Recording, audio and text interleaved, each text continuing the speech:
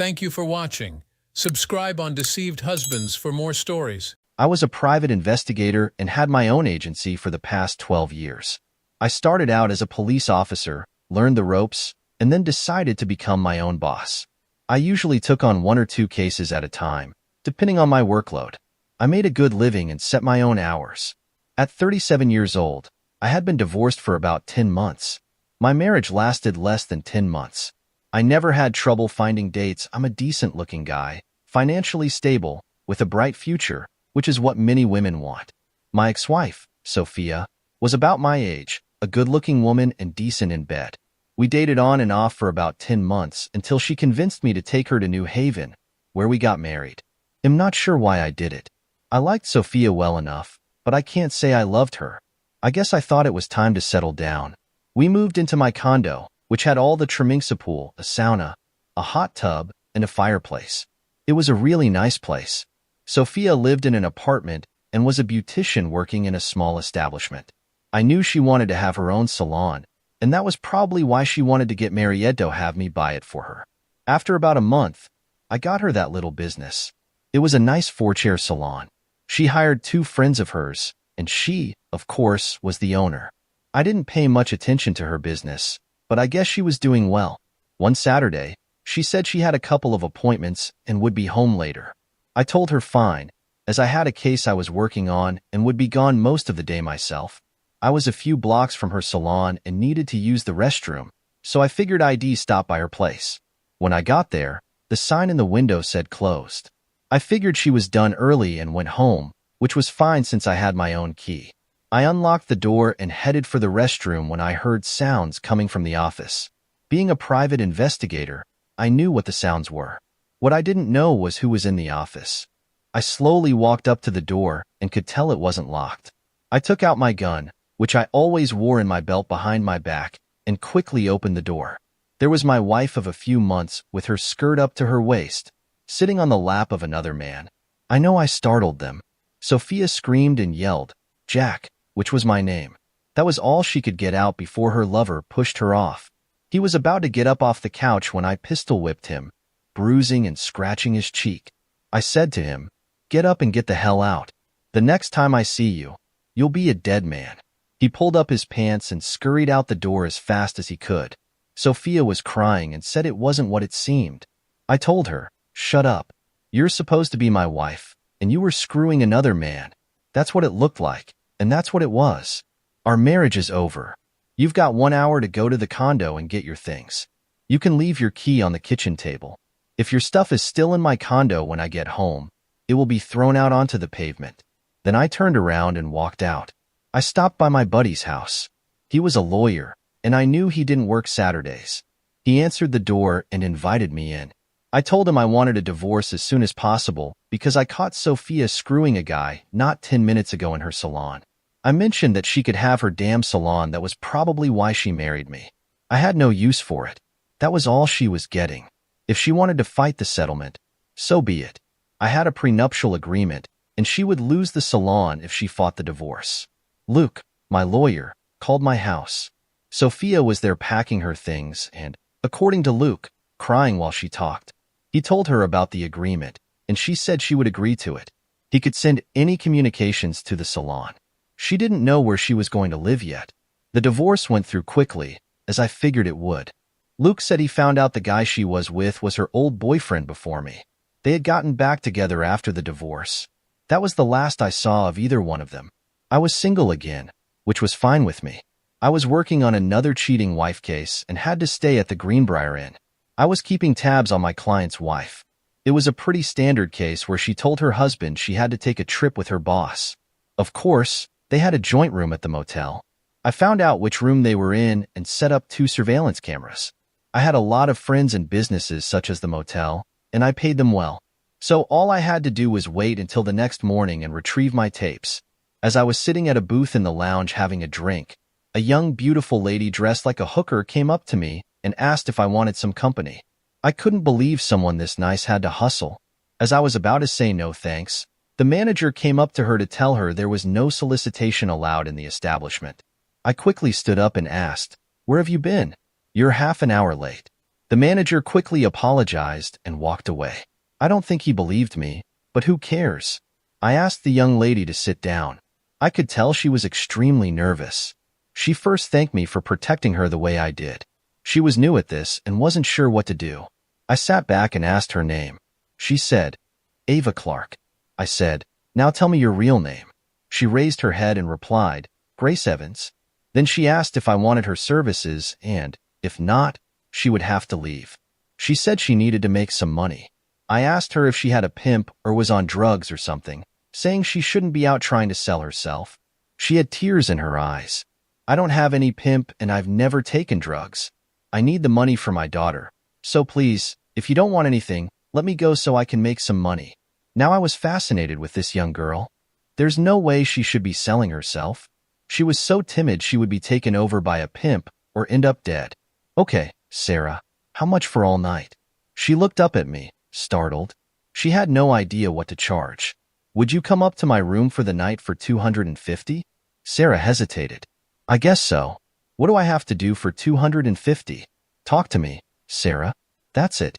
You just have to talk to me. I reached into my wallet and pulled out 2 100 bills and a 20 bill and set them on the table, then stood up. Sarah picked up the money and followed me to the elevator. We didn't talk until we got to my room. I unlocked the door and opened it for her to walk in. She looked nervous but went in. I followed and closed the door behind me. She slowly undid the top 2 buttons on her blouse.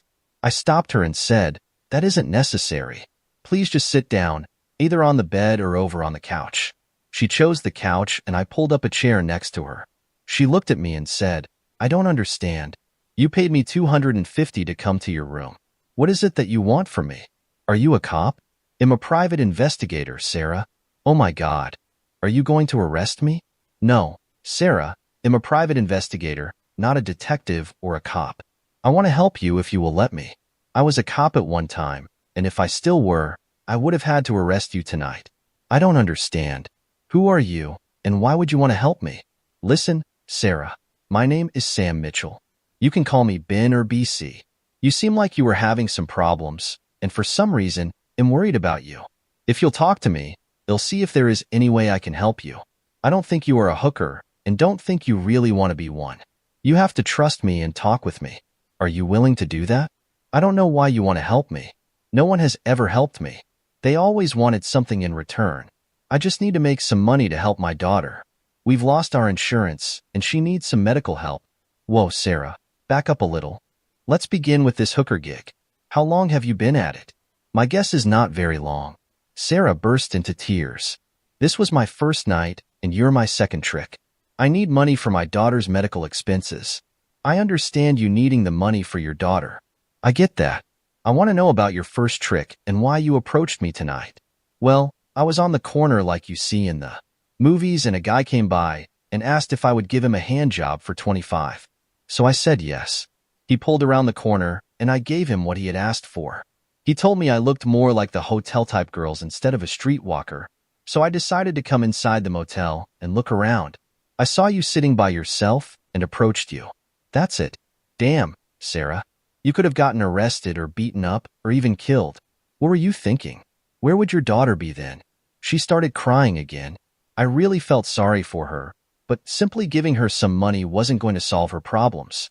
So, Sarah, you were saying this is the first and only time you prostituted yourself.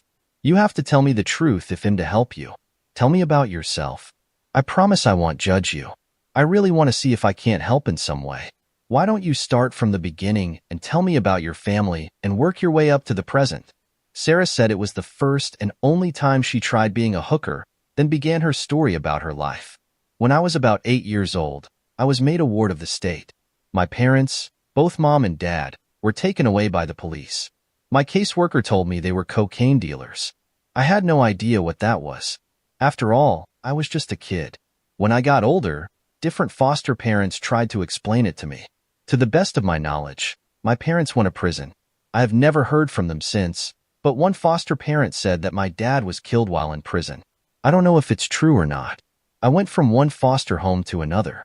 Some of the people were really nice and others treated me with disgust. I really don't know why. I guess they thought I was going to be a drug addict or something since my parents were. I did decent in school considering all the moving around. I never had many friends. Once their parents found out about my parents, they told their kids not to hang out with me. It was really rough on me. I didn't do anything wrong. I guess it was called the sins of the parents or something. As I got older, I tried to adjust to each family. I never got close to them because as soon as I did, I was shipped out to someone else. I didn't like the last family I was with. When I was 18, I just had to stick it out until graduation. I met a boy at school named Adam Foster. I guess you could say he was my boyfriend. Right after graduation, I turned 19 and ran away with Tim. We rented a trailer. I started at a community college and worked at a store. Tim got a job at a local factory. Then I got pregnant. Tim said he was too young to be a dad and I should get an abortion or he would leave me. You have to understand that I never had anyone. I wasn't about to give up my baby, so Tim left us. I kept working as long as I could until the baby came. A girlfriend I met at the market moved in with us and helped pay the rent and food. I had to quit school after my baby was born. Believe it or not, I was able to get a job at the local bank. I did bookkeeping for them. It was a decent job and gave Ella and me both insurance. I still had some medical bills to pay from the pregnancy before I had insurance, but the hospital let me make monthly payments. That's the way it's been for the last 5 years. Olivia, my roommate, and I both kind of take care of Ella.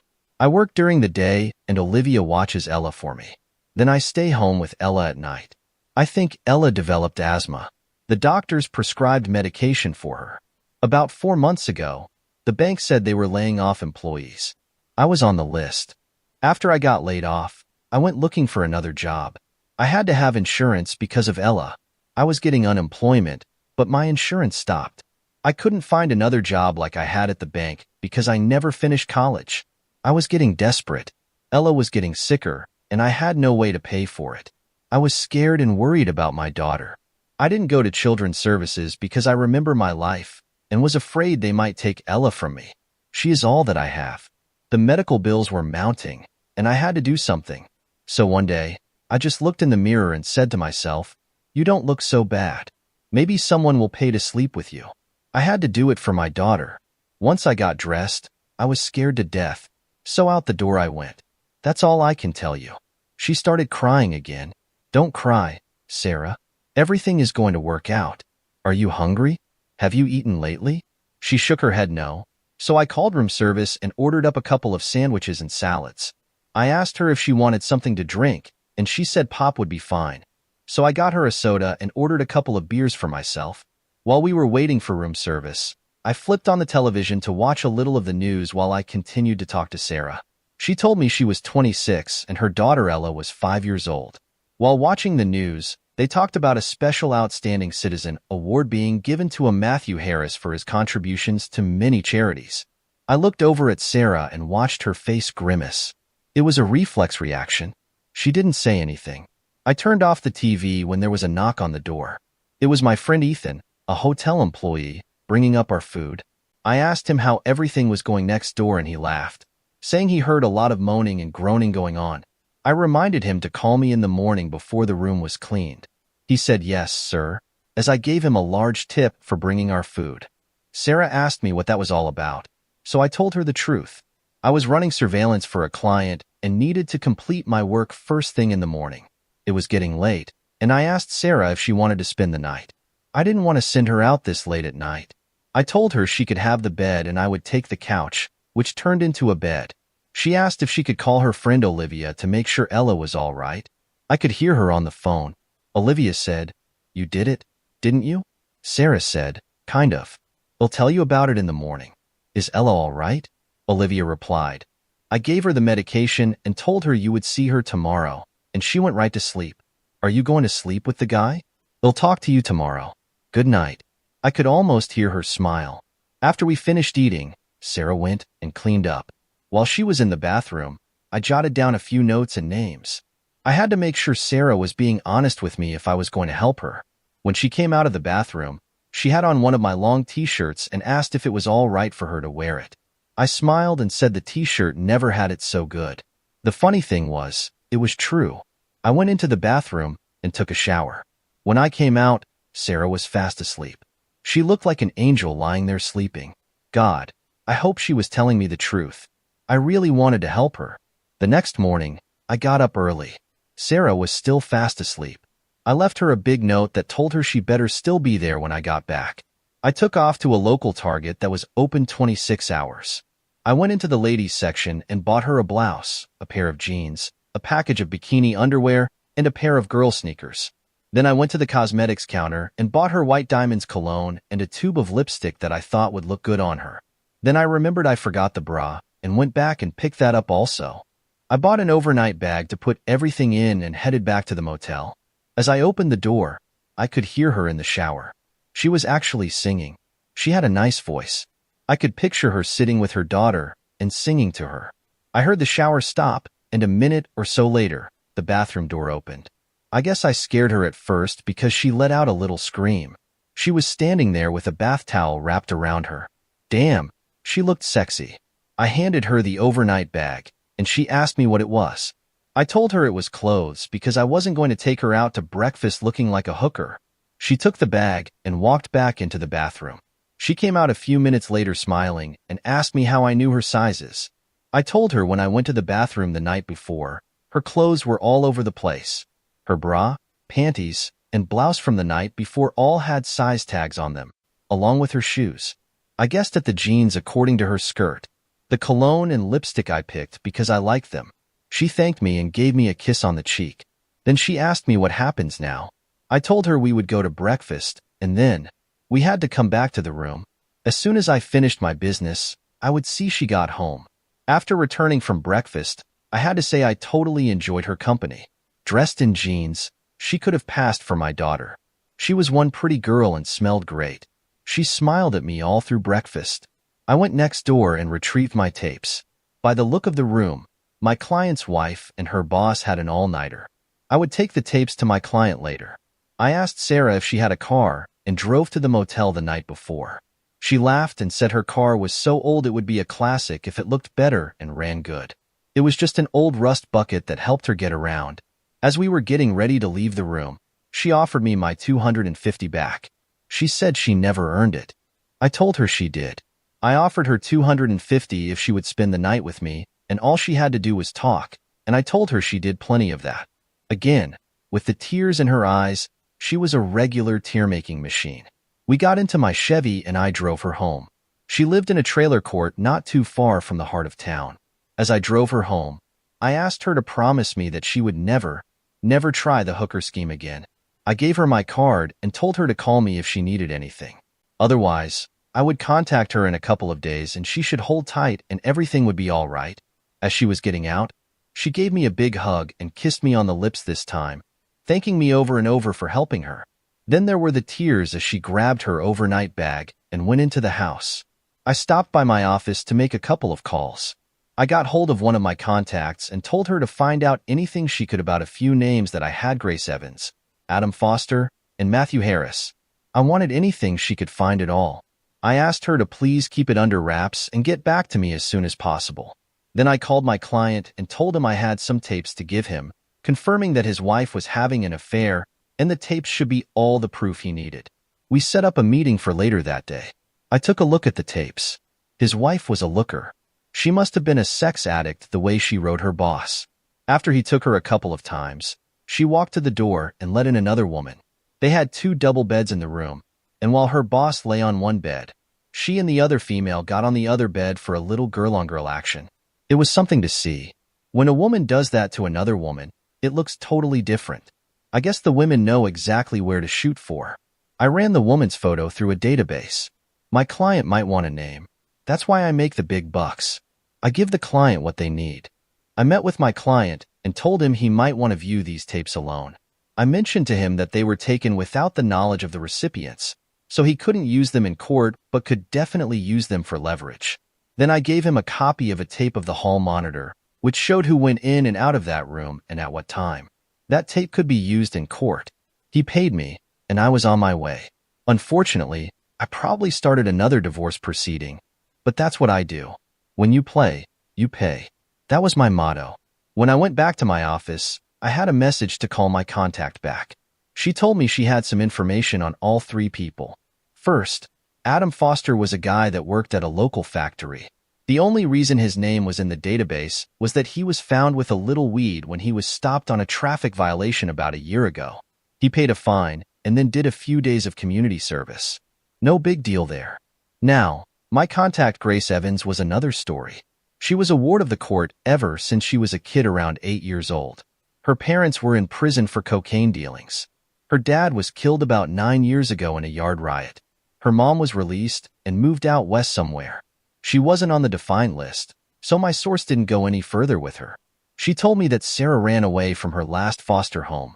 She cried assault on the last foster parent. When the police did a follow-up, there wasn't enough evidence to prove a sexual assault had happened. The man said it was consensual sex between two adults and that if it was assault, why did this Sarah girl wait 2 months to report it? The case was dropped for lack of evidence.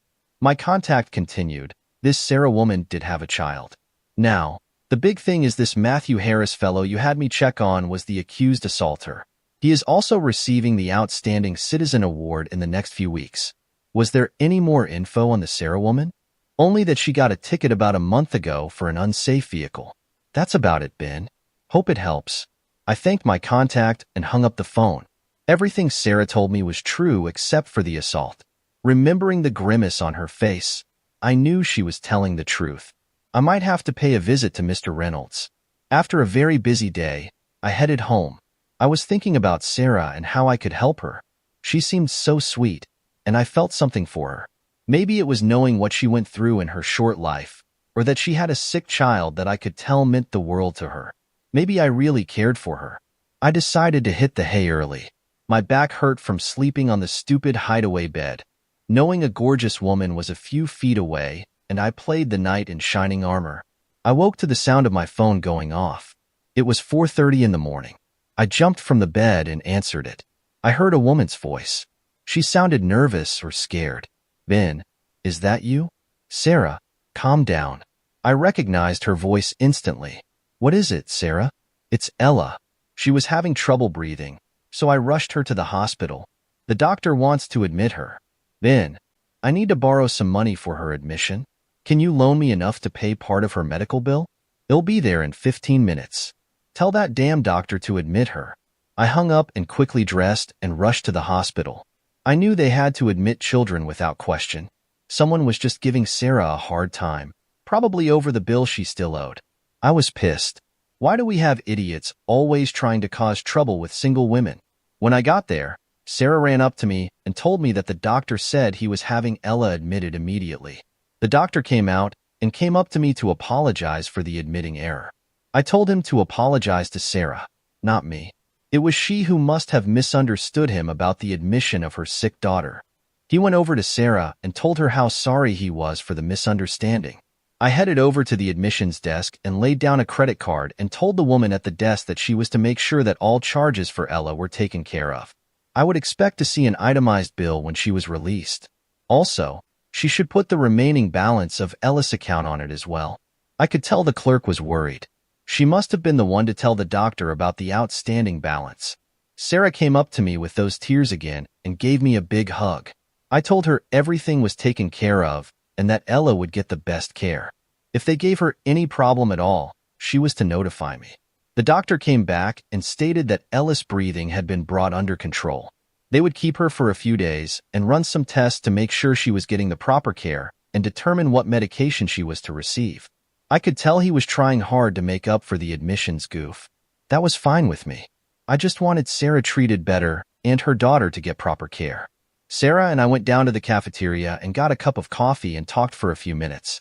She thanked me over and over, saying she had never met a man like me. She didn't know men like me existed. Please, Sarah, no more tears. I'm here if you need me. I honestly didn't know why I was doing this for a perfect stranger. I felt I had to do it. I, for some reason, felt responsible, but why? She said she should get back up to Ella's room. She wanted to be with her. I told her to call me later in the day because I would like to see her at my office when she had a chance. There were a few things I wanted to talk over with her. She said she would pay back every dollar I loaned her if it took the rest of her life.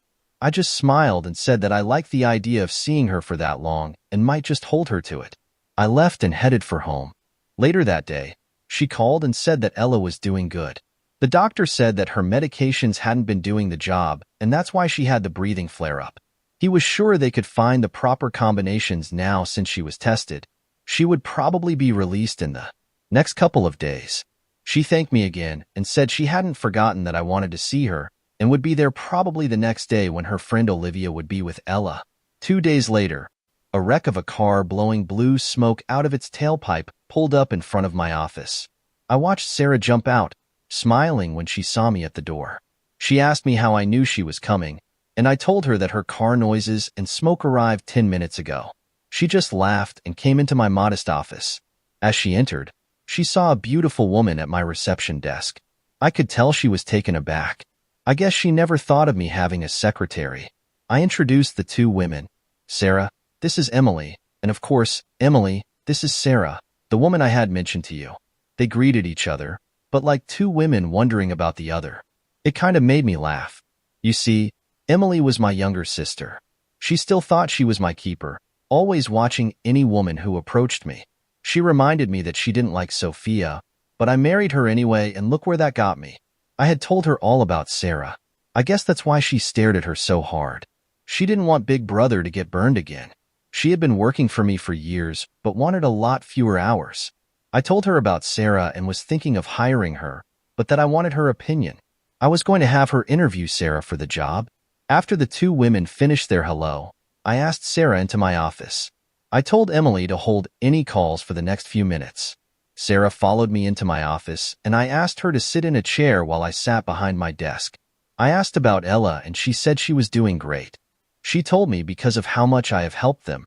It probably saved Ella's life, and I haven't even met her yet.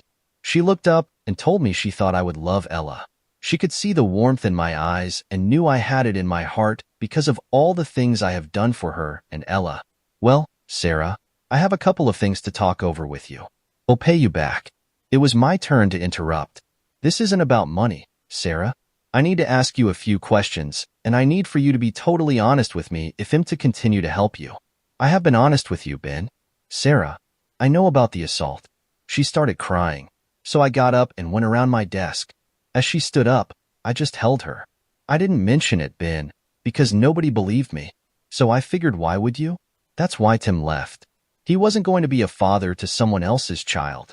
I'm sorry, Ben. Everything else I explained to you is true. She sat back down, and I pulled a chair next to her. Sarah, you can have a DNA test done, and he would have to pay child support if the DNA proves positive. He admitted to having sex with you, albeit consensual. Ben, he assaulted me. I don't want his money if he can take my daughter or even be around her. My skin crawls whenever I see him on the television. I don't want him near my daughter. You can understand that, can't you? Of course I can. I guess I was only thinking of your financial situation. I am sorry.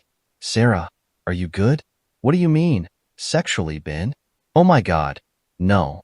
I am sorry. I was thinking ahead of myself. Are you good at doing bookkeeping, some accounting, and general office work? I think I am. What are you getting at, Ben? I'm thinking of offering you a job. It all rests on my sister's opinion. She's a great judge of people, and if you're interested, I will have her interview you. That beautiful woman out there is your sister? I would love to interview for the job if it gets me insurance. She smiled. I didn't know if she was smiling about the job or that Emily was my sister. I called Emily in and informed her that I had to leave for a while to work on a cheating husband case this time. I asked her to have Sarah fill out an application and interview her like we had talked about earlier. I would be back later, and then we could talk about it. I told Sarah I would contact her later and let her know our decision. She thanked me again for everything. I told them they could use my office and I would see them later, then walked out. Damn, I thought. I sure hope Emily likes her. I sure the hell do. Maybe I'm becoming too attached. Well, I had promised Emily I would abide by her decision. A few hours later, I called the office and told Emily I couldn't get back that night. I was busy following the cheating husband. She asked me if I was ready to talk about Sarah.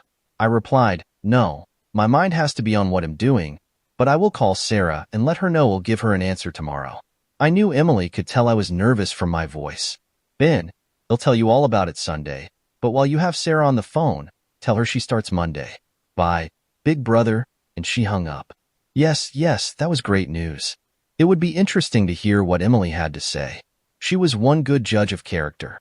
After that, I was smiling as I went to get the info on another cheating husband. Damn, didn't people like their spouses anymore? For once, I would like to find that the spouse didn't cheat. That would be great news to take back to a spouse. Your spouse wasn't cheating, just a mistake on your part. It hadn't happened yet. Usually, where there's smoke, there's fire. Wow, what an original thought. I gave a quick call to Sarah. She jumped right in and said, "Well, did I get the job?" I hesitated before answering. I had a habit of doing that to people. "Ben, are you there?" I heard a sad tone in her voice. I couldn't do this to her. "Yes, Sarah, I'm here." I did speak in a soft tone.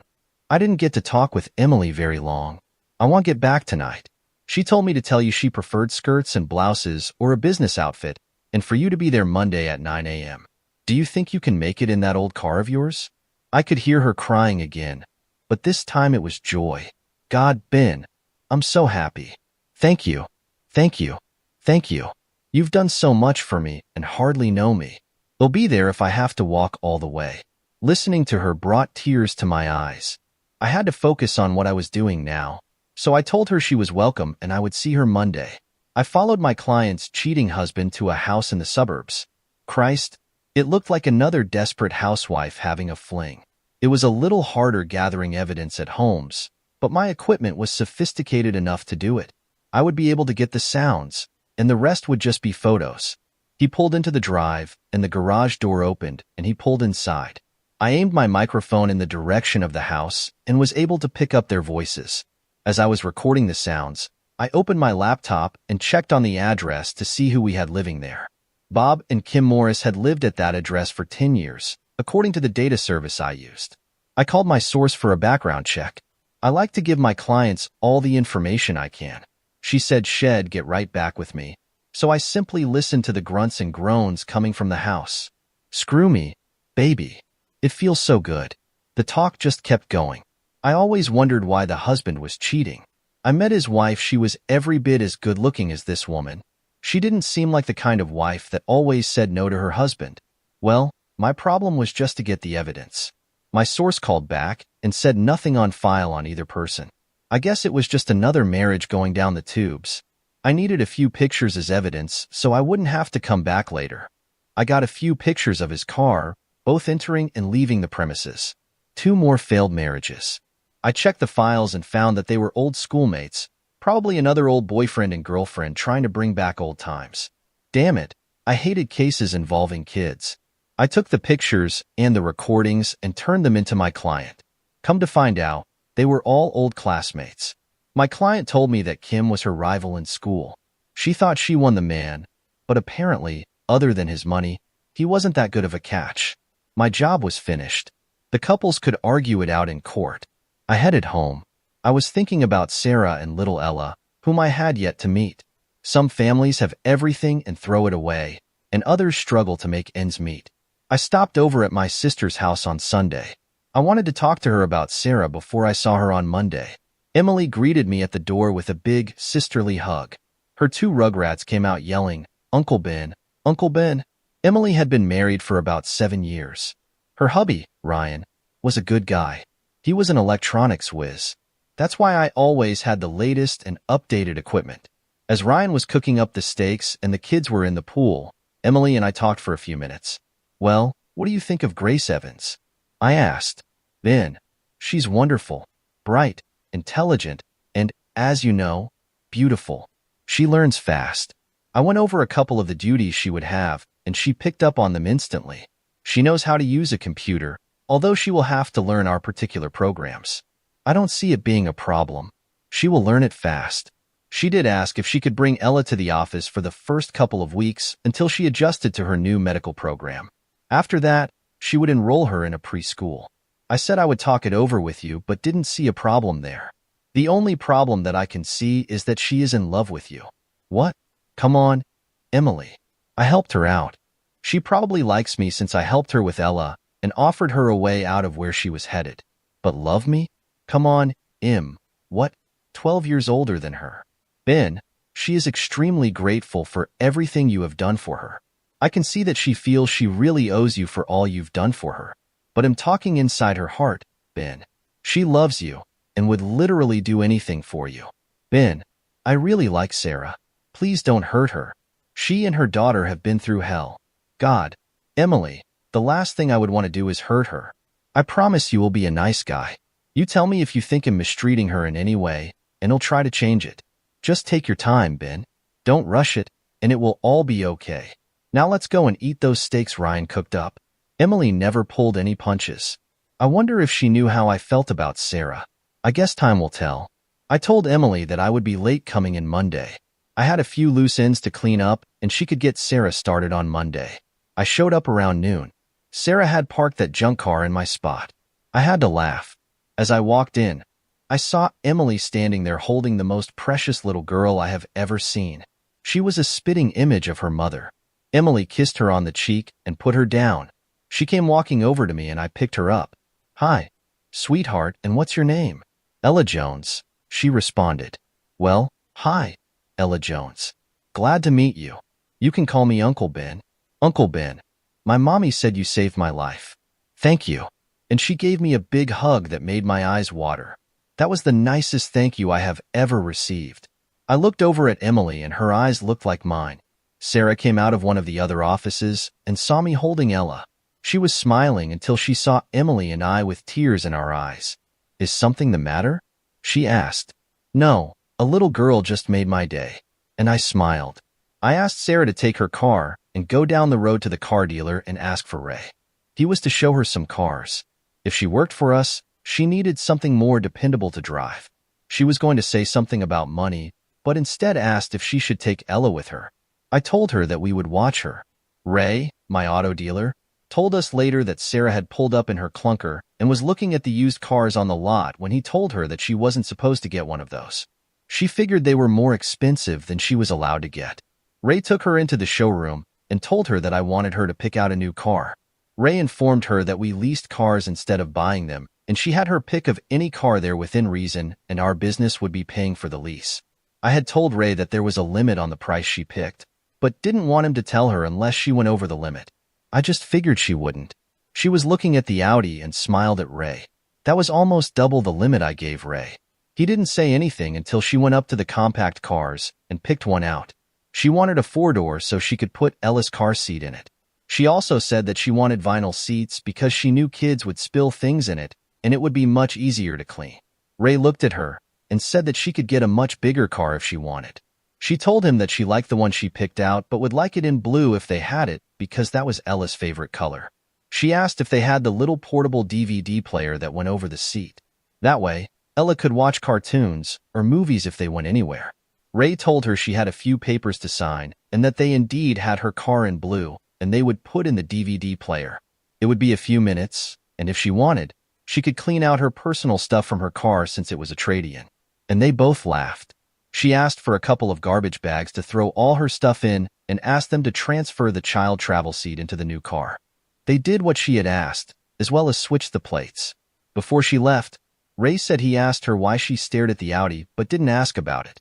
She told him that it was exactly the same kind of car that Ben drove, and that made me smile. I love my little car. It's just right for me. She put her 2 bags of stuff in the trunk and came back to the office. When she got back, she pulled into my spot and just smiled. She came in and gave me a big hug. She said, "Oh, I'm sorry, you're my boss now." Emily and I both started laughing. Sarah just had a habit of doing little things that made us laugh. I really liked her in a big way. Over the next few days, Sarah and Emily became the best of friends. They were more like sisters. It was nice listening to them laughing at different things. I could hear them from the office whenever I was there. Also, little Ella always showed up when I was in my office. She always sat on my lap while I conducted business on the phone or computer. She would sit and color or draw pictures. I was in love with this little girl and knew I felt the same way about her mother. I just had a hard time admitting it. We had a business relationship while at the office, but a couple of times a week, we would go out for dinner. We would always take Ella along. One morning, I decided to pay a visit to Mr. Matthew Harris. I had to watch my PS and QS with the man. I knew he assaulted Sarah, and I knew she wanted nothing to do with him. I had an appointment with him that morning. His secretary told him I was there. I waited a few minutes before she told me I could go in. So, Mr. Sam Mitchell, you're a private investigator. What can I do for you? Mr. Reynolds, I'm here on behalf of Grace Evans. What's this about? That case is closed. I never assaulted that. We had consensual sex. If you have any other questions, you can contact my attorney. Now please leave. Okay, Mr. Reynolds, they'll head over to the newspaper and tell them about your daughter, the one you don't claim. You're big news with the special award coming next week. I'm sure they would like this story. Child? What child? He asked. You son of I'm tired of playing games with you. The girl you assaulted had consensual sex with about 4 years ago had a baby. Your child. I have all the proof I need to go public with it. I'm sure your wife, children, and grandchildren will be happy to know they have a new family member. I knew he was shocked. He had no idea that Sarah became pregnant. I saw an inhaler on his desk. He picked it up and took a whiff. Why, Mr. Reynolds, I might mention that your child has asthma also. I guess it runs in the family. What do you want from me? How do I know you're not lying? Let's begin with what I want for Sarah and your daughter. First, I want you to fill out a letter saying you are giving up all parental rights to this child and that you will never bother them or have anything to do with either one of them. That way, Sarah will be the sole parent of the child. Next, I want a cashier's check made out to Grace Evans for $40,000. That will be to help pay the cost of the past and future medical bills that they have incurred or will incur, mainly due to the pregnancy and the asthma problem. That's blackmail. I can have you arrested. No, you fat pig. I was starting to get pissed. It's an easy out for you. If you prefer, you can pay all her medical bills and child support payments for 18 years instead. Then the rest of your family members and the public will know also. That was my suggestion to Ms. Jones, but she didn't want your molester body anywhere near her child. As proof, I will give you a copy of her daughter's DNA to take to your attorney. You can have it matched up to your own DNA. I'm sure he will agree with this settlement. Unfortunately, it lets you off the hook. I will be back in 2 days to pick up the letter and the check. If you feel really lucky, we can go to court. I thanked him for his time and then told him I would see my way out. When I got back to the office, Emily asked to speak to me in private. We went into my office and she asked me, "When are you going to ask Sarah to marry you?" She said that she knew I loved Sarah. She could see it in my face every time I looked at her. I told her that I was taking it slow like she told me to. I had hardly even kissed her. I always tell Emily the truth. I never could hide anything from my little sister. I told her I thought I was in love with Sarah. I had never felt this strong about any woman before, even Sophia, whom I was married to for a few months. But I was 12 years older than Sarah. What would our marriage be like 5 or 10 years up the road? Would she want some young stud then? You big idiot, that girl wants you. She tells me how much she is in love with you just about every day. Believe me, you ask and she'll say yes. Besides, you get a daughter as a kicker. Even Ella loves you. She told me she didn't have a daddy, but if she did, she would want him to be just like Uncle Ben. I didn't know what to say. I asked Emily one more time if she was sure.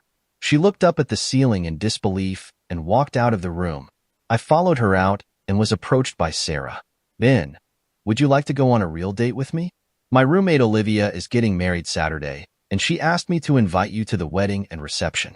She has never met you, and am always talking about you. Would you be my date?" "Wow, you're right. I have never met her." "Yes, I would be more than happy. In fact, it would be an honor to be your date." Well, that was a start. Later, when Emily and I were alone, I asked about watching Ella Saturday, and she told me she and Sarah worked that out a week ago. I told her I was just asked to go. She laughed and said, "I knew you would say yes. I just told Sarah to wait to ask you. I know how you are with dates and appointments. The closer to the event, the better chance of you making it. By the way, I'm keeping Ella the whole weekend. Just thought you might like to know. Sarah has never seen your condo. Saturday might be a nice day to show it to her. Just have her back here in time for work Monday. A sister. She's been taking care of me my whole life, even if she was younger than me. After our parents were killed in a car wreck when I was 22, Emily was always watching out for me. Hell, she knew me better than I knew myself. A couple of days later, I knew it was time to go back and see the scumsucker Mr. Reynolds. I wondered what his reaction would be. I knew he always played the boss, the arrogant son of a, but this time he met his match. I walked up to his receptionist and asked to speak to Mr. Reynolds. She asked me if I was Sam Mitchell, and I told her I was. She explained that Mr. Reynolds was unable to see me, but she was told to give me an envelope. She handed me the envelope, I thanked her, and left his office. The son of a was afraid to see me again. Just H. The results were what I was shooting for. As soon as I got in my car, I opened the envelope and it was a cashier's check for $40,000, and the letter saying he gave up all parental rights to Ella. Man, was I ever happy. He left a note for me in the envelope also. Mr. Carter, my business with you is over. I expect this case to finally go away. I expect you to be a man of your word. Well, unfortunately, I was a man of my word. I took my note out of the envelope and closed the envelope back up. I headed back to the office and called Sarah and Emily into my office. They both sat down and little Ella came around and sat on my lap. Sarah opened the envelope and pulled out the letter and the check. She looked at Emily and asked what it all meant. Emily told her that Matthew Harris wanted nothing to do with her or her child and had given up any legal right to the child. She was now the sole guardian of Ella. To help raise the child, he gave her $40,000 as long as she never bothered him again. You mean this is my money and I never have to worry about anyone trying to take Ella from me? Emily nodded and Sarah let the tears flow. She stood up and said, I don't care if you are my boss, and she kissed me. I mean a true lover's kiss. Then she put her arms around me and simply held me tight. Emily looked over at me and whispered, I told you. Ella looked up and asked, Mom, how come you're kissing Uncle Ben? She looked at me and then over at her daughter. Because I love him, sweetheart, and I don't care if he knows. I didn't know what to say, so I suggested we close up early and all go out to celebrate.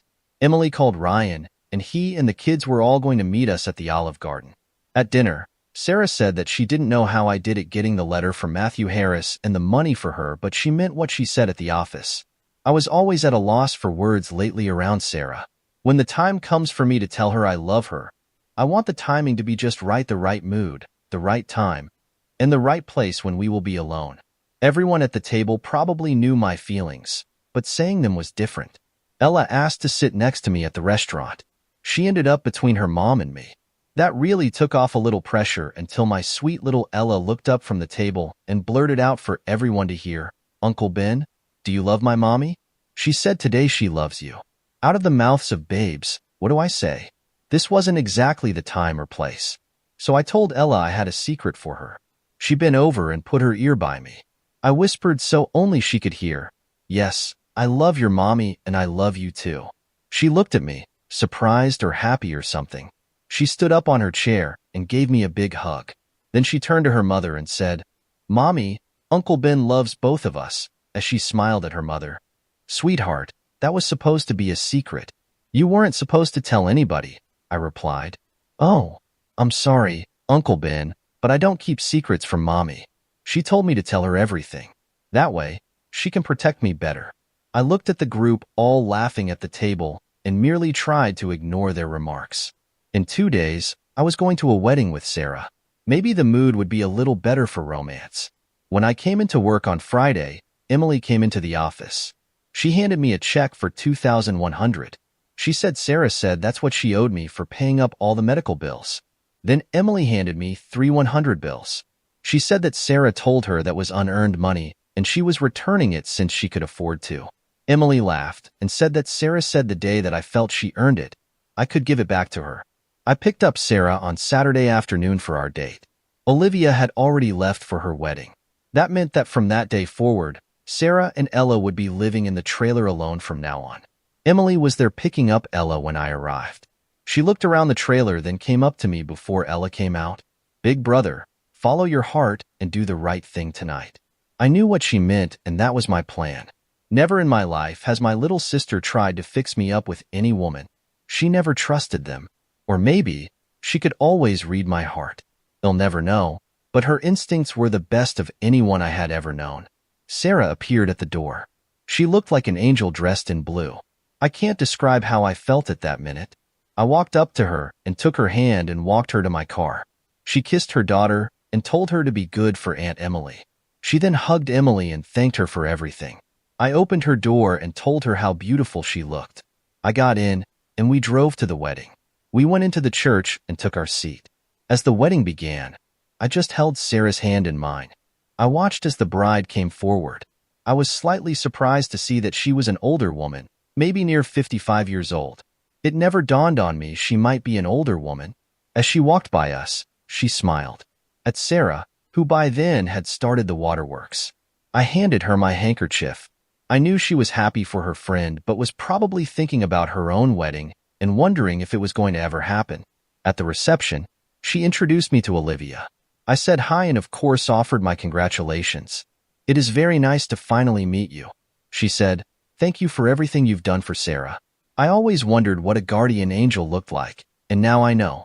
She then gave me a big hug. As the night progressed, I danced every slow dance with Sarah. I told her how beautiful she looked and how great she smelled. "You better like it. You bought it for me, along with the lipstick." I remember now buying the lipstick and White Diamonds cologne. I kept holding her close, then closer. Her friend Olivia asked me to dance one dance. As we danced, she told me how much Sarah cared for me. It seemed like everyone knew. A number of men asked Sarah to dance, but she refused all of them. The groom asked, and they danced for about a minute, and then came by Olivia and me, and we switched partners.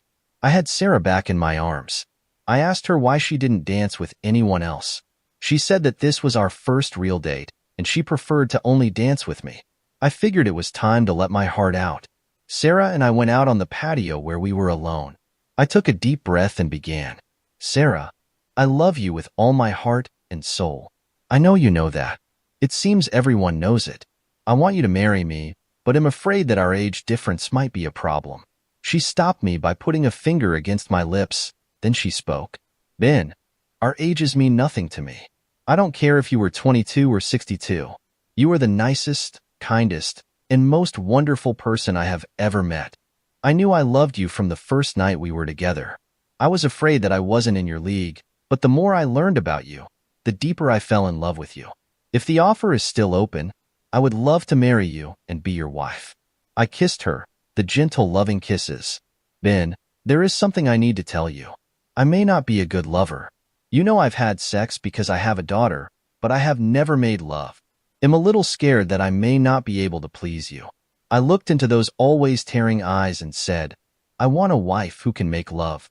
Will you come home with me tonight, and we will see how we click?" There was no doubt in my mind about our lovemaking. I've wanted her since the night I picked her up in the motel. I haven't had sex with anyone since that day. I don't usually sleep with anyone on the first date, but for you, we'll make an exception. Can we leave right now and get a head start on it? We said our goodnights to Olivia and her husband. I saw Sarah whisper in Olivia's ear. I know she told her I had proposed to her. I watched as they both hugged, and then we left. As we pulled up to my condo, Sarah couldn't believe it. She saw the pool, the sauna, and the hot tub. I asked her if she wanted to start there in the hot tub. She shook her head no, so we walked into my condo. She exclaimed about what a beautiful place it was, but said it could use a woman's touch.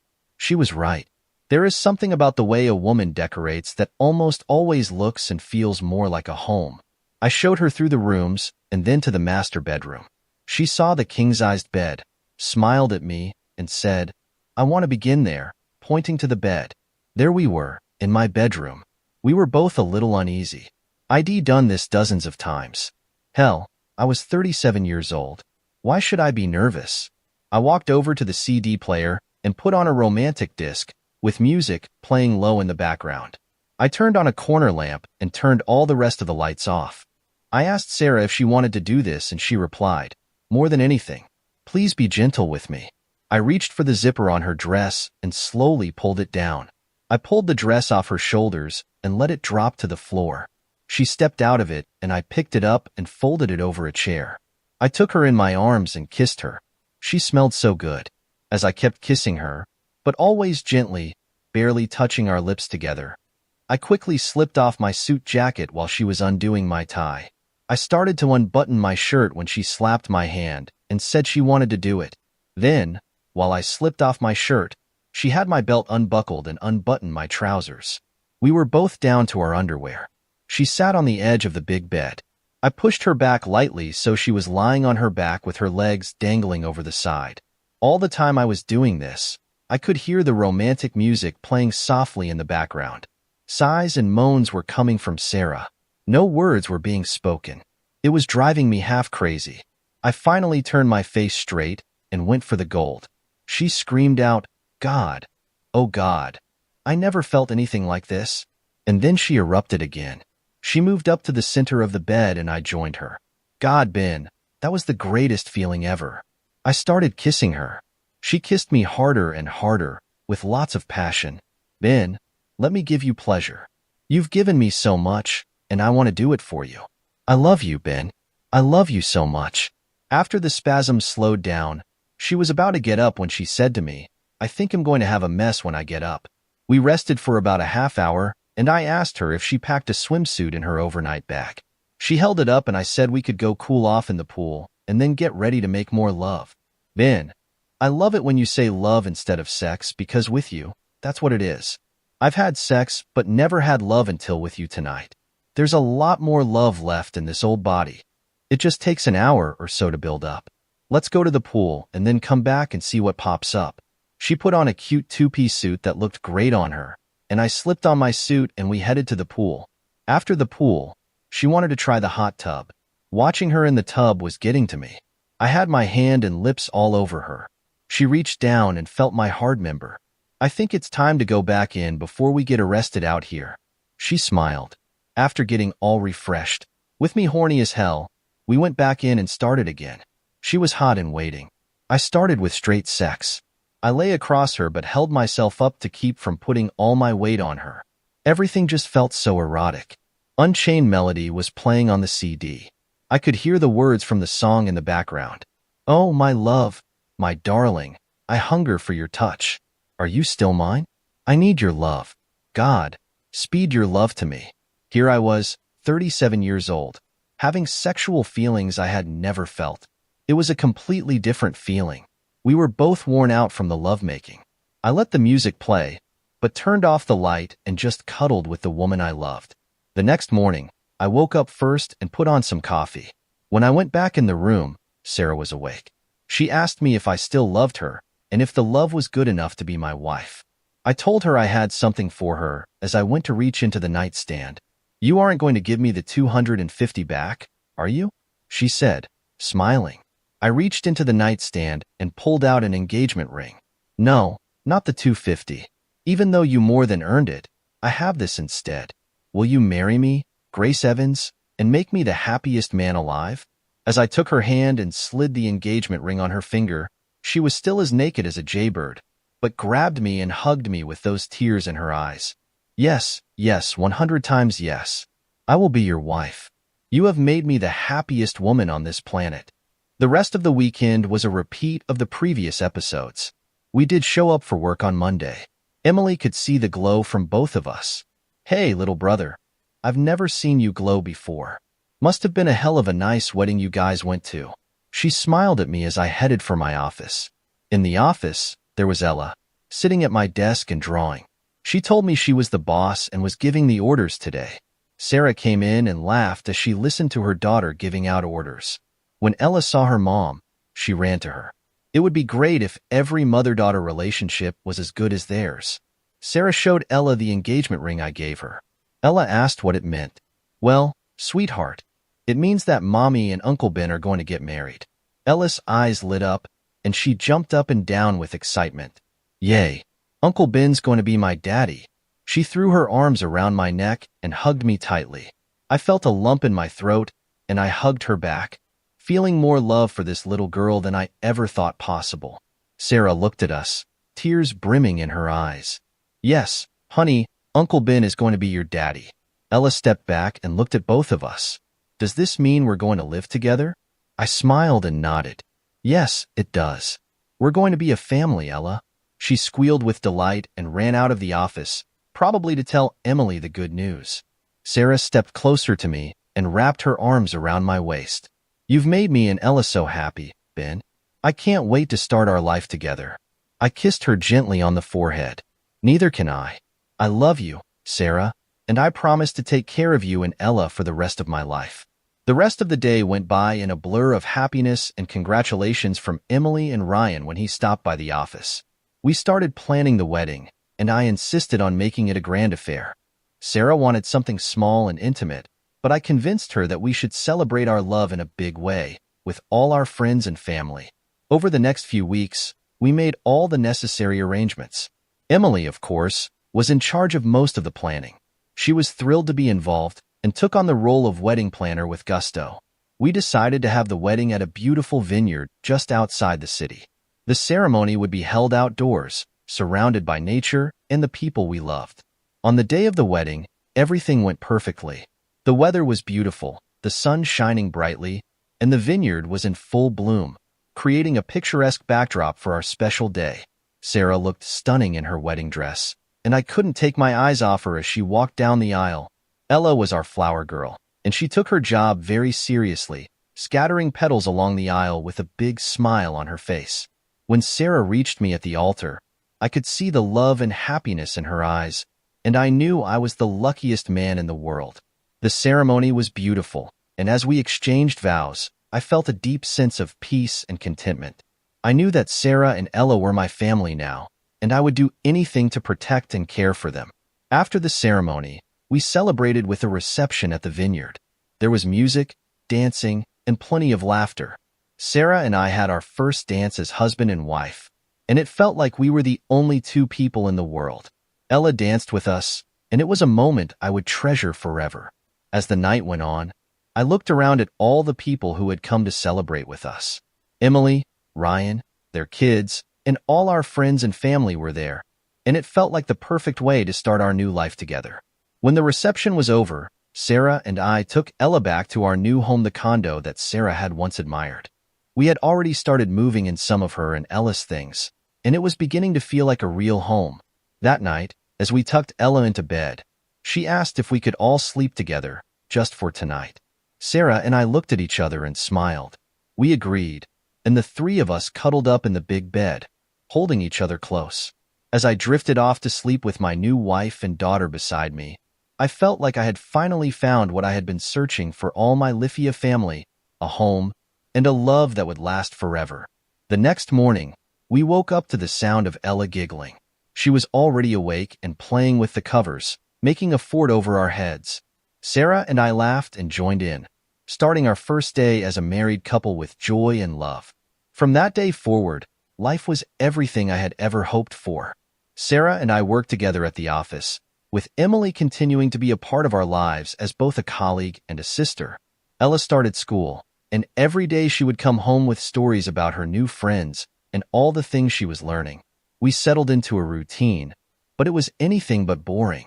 Every day was filled with love, laughter, and the small, beautiful moments that make life worth living.